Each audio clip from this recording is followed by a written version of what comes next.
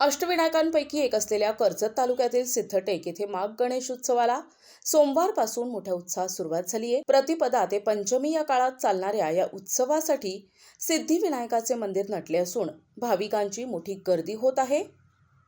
उत्सवाच्या काळात श्री सिद्धिविनायकांना दररोज विविध पोशाख आणि मौल्यवान अलंकार परिधान केले जात आहेत।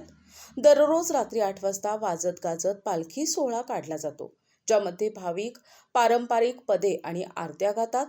प्रदक्षिणा मार्गावर महिलांकडून पालखीचे औक्षण केले जाते, तर स्वानंदे नाचती या पदावर भक्तगण ताल धरून आधार चक्रे आणि फुगड्यांचा खेळ रंगवतात। येत्या गुरुवारी 22 जानेवारीला मंदिरात गणेश जन्माचा मुख्य सोहळा पार पडणार आहे।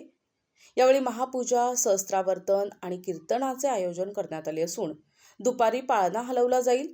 चतुर्थीच्या दिवशी सायंकाळी 5 वाजता निघणाऱ्या मुख्य पालखी सोहळ्यात तिळाचे लाडू आणि रेवड्यांचा प्रसाद वाटला जाणार आहे। चिंचवड देवस्थान ट्रस्टच्या वतीनं भाविकांसाठी महाप्रसादाची देखील उत्तम सोय करण्यात आली आहे। प्रतिनिधी प्रथमेश शुक्ल, NTV न्यूज मराठी,